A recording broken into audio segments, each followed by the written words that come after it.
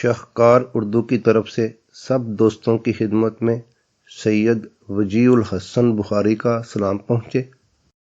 M D کنور اداکارہ راگنی کی پہلی فلم دلہا بھٹی اور کاردار کی فلم شاہ جہاں کا ہیرو۔ ایم ڈی کنور ایک ایسا نام جس کے بغیر بر صغیر کی فلمی تاریخ نامکمل رہے گی، لیکن ایم ڈی کنور کے متعلق گوگل، یوٹیوب، انٹرنیٹ سبھی پر محدود سی نامکمل قسم کی معلومات ہیں۔ تصاویر بھی نہیں ہیں، جو بھی تصاویر ہیں وہ شاہ جہاں فلم سے لی گئی ہیں۔ میرے پاس ایک تصویر ہے جو فلم شاہ جہاں کی ٹیم کے گروپ کی ہے۔ اس میں ایم ڈی کنور کی بھی تصویر آپ دیکھ سکتے ہیں۔ میری لائبریری میں ایک ایسی کتاب موجود ہے جس کے راوی آغا اشرف مظہر یعنی ایم ڈی کنور اور اس کے بڑے بھائی اختر کے ذاتی دوست تھے، خصوصاً اختر کے لنگوٹیا تھے۔ کتاب کا نام ہے ایک دل ہزار داستان۔ آغا اشرف کا بھی 1976 میں انتقال ہوا تھا، یعنی ان کو بھی مرحوم ہوئے نصف صدی ہونے والی ہے۔ پرانی باتیں ہیں، پرانا ماحول، پرانے لوگ، پرانی یادیں سبھی اس دنیا سے گزر چکے ہیں۔ آغا اشرف کی باتوں سے پہلے تھوڑا ذکر ایم ڈی کنور کا۔ ایم ڈی کنور اصل نام مظہر الدین اور مظہر الدین کا مخفف ایم ڈی۔ کنور فلمی نام تھا اور ان کے نام کی طرح ان کی شخصیت کی بھرپور عکاسی کرتا تھا۔ کنور کا مطلب شہزادہ، راجا کا بیٹا، اور واقعی جتنے یہ خوبصورت تھے کسی شہزادے سے کم نہیں تھے۔ والد کا نام شیخ محمد حنیف تھا اور وہ بھی روایتی رئیسوں کی طرح دل پھینک اور رنگین مزاج تھے۔ انارکلی لاہور میں بہت بڑی بلڈنگ کے مالک تھے۔ بلڈنگ کے نیچے 6 دکانیں تھیں اور اوپر ہوٹل تھا۔ بلڈنگ کے پچھلے حصے میں کوٹھی نما رہائش تھی۔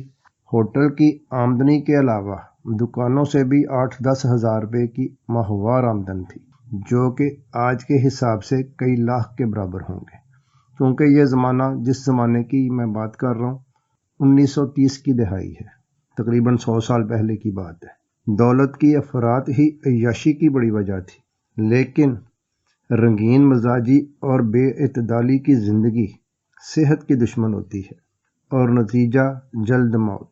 یہی ہوا۔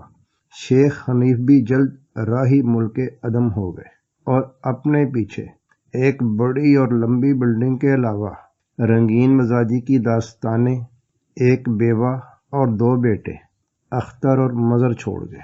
مظہر کے تایا رئیس لاہور خان بہادر شیخ محمد نقی بھی اپنے زمانے کی ایک معروف شخصیت تھے۔ مظہر یعنی ایم ڈی کنور کے بڑے بھائی اختر بھی خوبصورت شخصیت کے مالک تھے۔ رنگین مزاج تو نہیں، البتہ کھلے دل کے مالک تھے۔ ہر وقت دوستوں کی منڈلی میں گرے، دوستوں پر کھلا خرچ کرتے تھے، کھاتے پیتے رہتے تھے۔ ایسے لوگوں کے دوست بھی بہت ہوتے ہیں کیونکہ کھانے پینے کو مفت ملتا رہتا ہے۔ لیکن اختر کو اپینڈکس ہو گیا۔ آج کا جدید میڈیکل دور تو نہیں تھا، اس زمانے میں اس کے آپریشن کو خطرناک سمجھا جاتا تھا، لیکن صورتحال ایسی تھی کہ آپریشن کے سوا چارہ بھی نہیں تھا۔ اختر آپریشن کرانے پر آمادہ نہیں تھے۔ بڑے جتن کر کے انہیں راضی کیا گیا، لیکن ہسپتال لے جاتے وقت ان کی زبان پر مسلسل گردان کی صورت میں یہی الفاظ تھے: میں زندہ واپس نہ آ سکوں گا۔ آپریشن تو کامیاب ہوا، لیکن ہلنے جلنے میں غفلت برتنے سے ان کے زخم کے ٹانکے ٹوٹ گئے۔ دوبارہ آپریشن ہوا، لیکن اختر جانبر نہ ہو سکے، بڑی جوانی میں دنیا چھوڑ گئے۔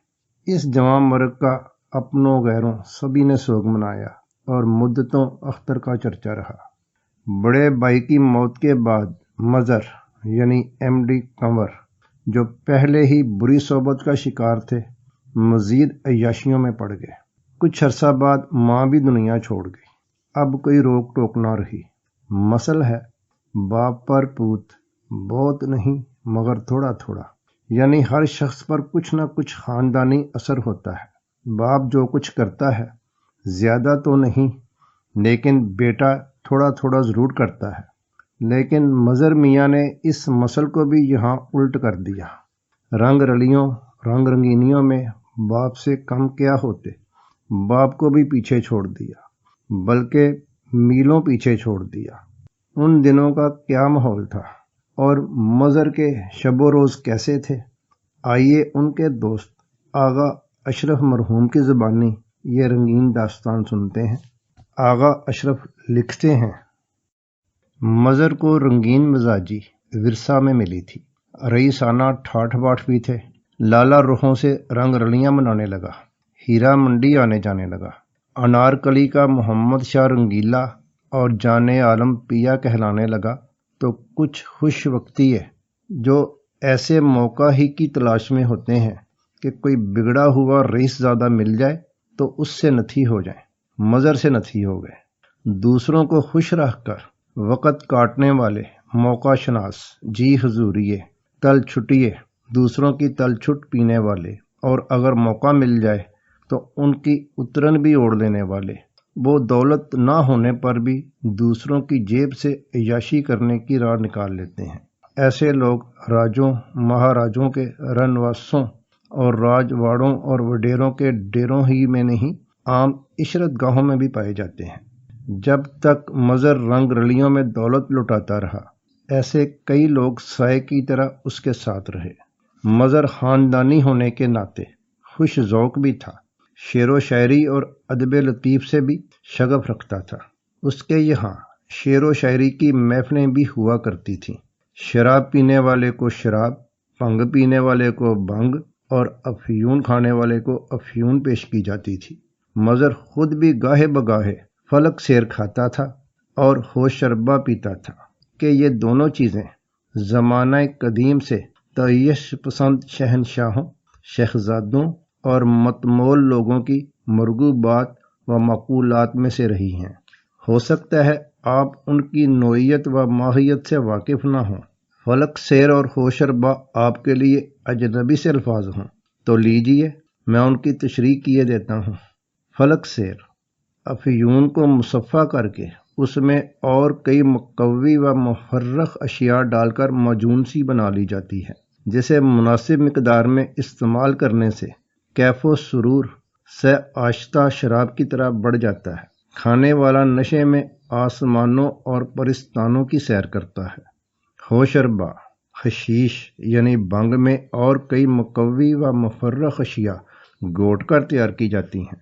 اس مشروب کے پینے سے ایک دفعہ تو جہنم میں مبتلا عذاب روحیں بھی عذاب کو بھول جاتی ہیں۔ اس نشے کو بیان نہیں کیا جا سکتا۔ پینک میں ایسے ایسے جنجو جھوٹے آتے ہیں کہ انسان کبھی پاتال سے بھی نیچے بیتال میں اور کبھی عرش سے بھی آگے عرش بری میں۔ اس کے نشے میں یوں لگتا ہے جیسے انسان طلسم ہوش شربہ پڑھ نہیں رہا، آنکھوں سے دیکھ رہا ہے۔ جس نے اس ذہین تصنیف کی ساری جلدیں ایک ہی جلد میں دیکھنی ہوں، ہوش شربہ پیے۔ کچھ لوگ اسے اڑن کھٹولا بھی کہتے ہیں۔ یہ مشروب بے حد مزیدار و لذیذ ہے۔ مظہر کی بزم طرب اور بزم سخن میں آنے جانے والوں کی فہرست خاصی لمبی ہے، لیکن چیدہ چیدہ شخصیتوں کے نام یہ ہیں: احسان بن دانش، اختر شیرانی، شورش کاشمیری، مرزا فہیم بیگ چغتائی، مرزا ادیب، راجہ مہدی علی خان، ملک شمس الدین جو ان دنوں بی اے میں پڑھتے تھے، فارغ التحصیل ہو کر لاہور کے عجائب گھر کے کیوریٹر ہوئے۔ دوست ہونے کے ناطے مظہر کے بڑے بھائی اختر جب ان کا جی چاہتا میرے گھر آیا کرتے تھے، اور جب میرا جی چاہتا میں ان کے گھر چلا جایا کرتا تھا۔ مظہر سے دوستانہ پہلے ہی تھا، اور اسے یہ بھی معلوم تھا کہ ان کا باپ میرے باپ کا دوست تھا۔ ایک دن اس نے مجھے اپنی بزم سخن میں مدعو کیا۔ اس دن شرکائے بزم تھے احسان بن دانش، شورش کاشمیری اور مرزا فہیم بیگ چغتائی۔ میں احسان بن دانش اور مرزا فہیم بیگ سے اسی ادبی نشست میں متعارف ہوا تھا۔ مرحوم آغا اشرف مزید فرماتے ہیں، اختر کی موت کے بعد میری دوستی مظہر کے ساتھ دن بدن گہری ہوتی چلی گئی۔ اس کی دل جوئی کے لیے میں دوسرے تیسرے دن اس سے ملنے انارکلی جاتا۔ یوسف سلیم عرف پرنس، محمد داؤد عرف دودہ بلوان اور حفیظ قنداری وہاں پہلے ہی سے موجود ہوتے تھے۔ اس دن کوئی خاص الخاص پروگرام ترتیب دیا جاتا، کسی بائی کا گانا سننے، ہیرا منڈی یا وسکی پینے کسی ہوٹل میں چلے جاتے۔ ان دنوں پوری ہوٹل لاہور میں بڑا مشہور تھا، جو منٹ گمبری روڈ پر پتھر والی کوٹھی میں تھا۔ یہ ہوٹل ایک ہندو امرناتھ پوری کا تھا، لیکن اسے چلاتی بیگم فروزہ تھی، جو امرناتھ پوری کی داشتہ تھی۔ اس سے پہلے یہ عورت مہاراجہ جموں کی رکھیل تھی۔ پھر نہ جانے پوری کے ساتھ اس کا ٹانکا کیسے جڑا کہ وہ ریاست جموں سے اس کے ساتھ بھاگ گئی۔ جس زمانے میں میں نے اسے دیکھا اس کی جوانی ڈل رہی تھی، لیکن اس کے باوجود جوان خون والیوں کو مات کر رہی تھی۔ بڑی خوبصورت عورت تھی۔ لاہور آ کر پوری نے ایک ہوٹل کھولا، جو لاہور کے دوسرے چند مشہور ہوٹلوں کی طرح ہوٹل کے چھپر میں ایک ایسا قبہ خانہ تھا جس میں بڑے لوگ تماش بینی کرنے آتے تھے۔ اس ہوٹل میں ہر طرح کی شراب اور ہر طرح کی عورت مل جاتی تھی۔ بیگم فروزہ مظہر کی دوست تھی، اسی کے ذریعے میری دوست بنی۔ مظہر کی بے اعتدالیوں، عیاشیوں اور فضول خرچیوں کا نتیجہ یہ نکلا کہ اس کی جائیداد اس کے ہاتھ سے نکل گئی۔ اس بارے میں آغا اشرف مرحوم بتاتے ہیں کہ پاکستان بننے سے 5 سال پہلے میرے دوست مظہر کی بلڈنگ انارکلی کے ایک جنرل مرچنٹ راجہ برادرز کے قبضے میں چلی گئی۔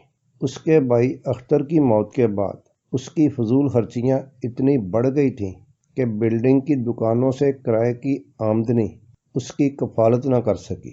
وہ 2 لاکھ روپے کا مقروض ہو گیا۔ راجہ برادرز سے قرضہ لیتا رہا، جس کی ادائیگی میں اسے اپنی یہ جدی رہائش گاہ چھوڑنا پڑی، جیسے ہمیں اپنی جدی حویلی چھوڑنا پڑی تھی۔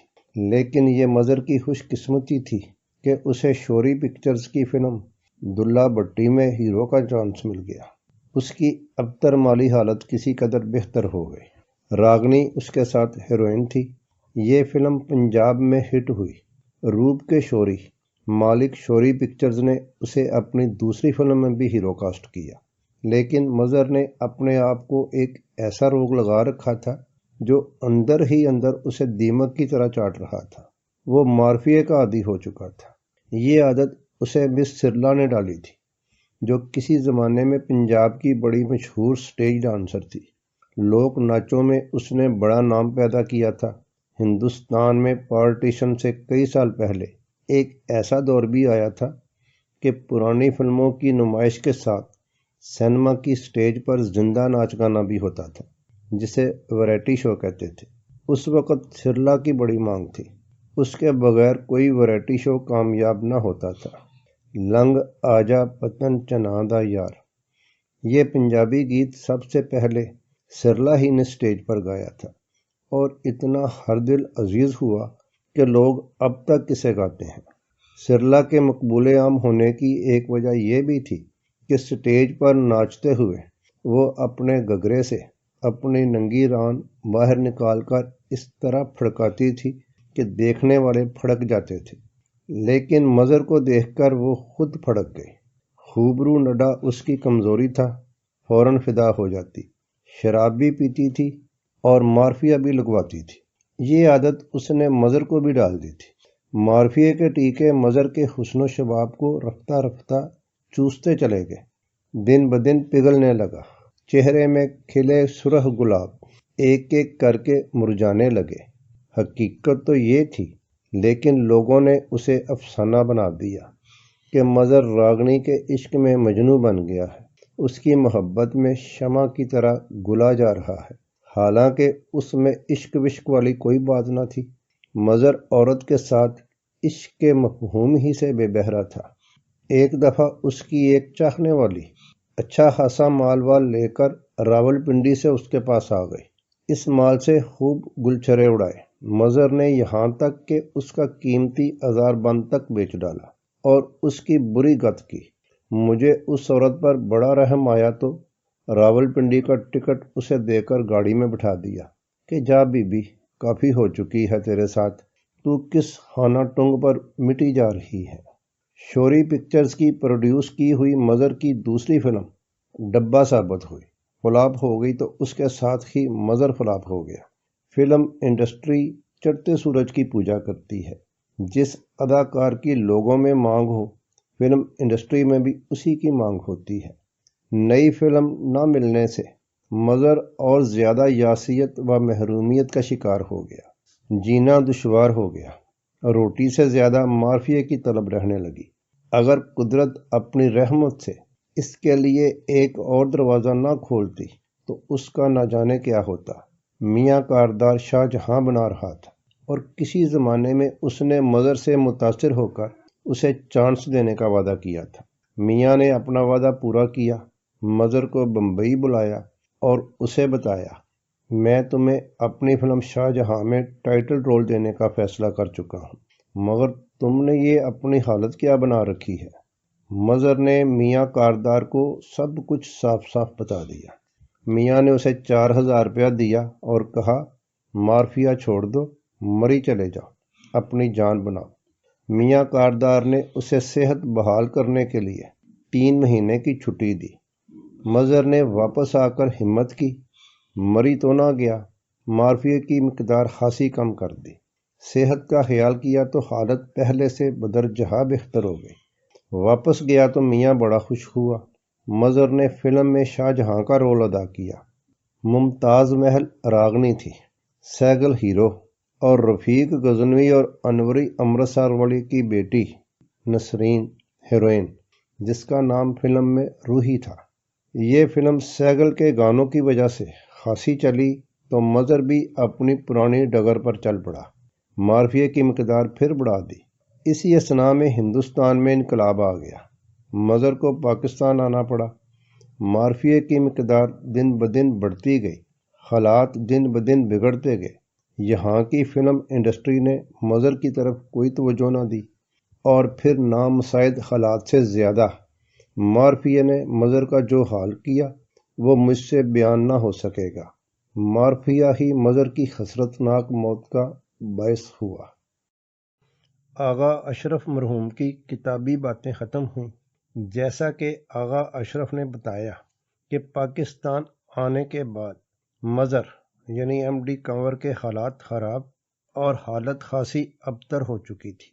وہ شہزادہ جس کی خوبصورت شخصیت کے 400 چرچے تھے، ٹالکم پاؤڈر کے ڈبے پر جس کی تصویر ہوتی تھی، اب ایک عام نشئی کی طرح نظام ہوٹل انارکلی لاہور کے آس پاس گھومتا دکھائی دیتا تھا۔ کسی کو علم نہ تھا کہ یہ عام سا نشئی شاہ جہاں فلم کا ہیرو تھا۔ نظام ہوٹل والی بلڈنگ وہی تھی جس کا مظہر اکیلا مالک تھا، لیکن اس ساری بلڈنگ کی ملکیت وہ نشوں کے عوض کسی دوسرے کو دے چکا تھا۔ اب اس کے پاس کچھ نہ تھا۔ جب کچھ نہ رہا تو نام کے یار دوست سبھی غائب ہو چکے تھے۔ شمع بجھنے والی تھی لیکن پروانوں کے بغیر۔ دانے مک گئے تو پنچھی اڑ گئے۔ ایک دن راستے سے گزرنے والوں نے ایک جوان نشئی کی لاش دیکھی۔ یہ لاش کسی عام نشئی کی لاش نہ تھی، بلکہ شاہ جہاں کے ہیرو ایم ڈی کنور کی لاش تھی۔ لاش کے چہرے پر لکھا صاف پڑھا جا رہا تھا، دیکھو مجھے جو دیدہ عبرت نگاہ ہو، میری سنو جو گوشے نصیحت نیوش ہے۔ ایم ڈی کنور کی کہانی ختم ہوئی۔ ہماری اگلی ویڈیو کا ٹائٹل ہوگا راگنی کی کہانی اور راگنی کی زبانی۔ خوش رہیے، شاد رہیے، سلامت رہیے۔ سید وجیہ الحسن بخاری کو اجازت دیجیے۔ اللہ حافظ۔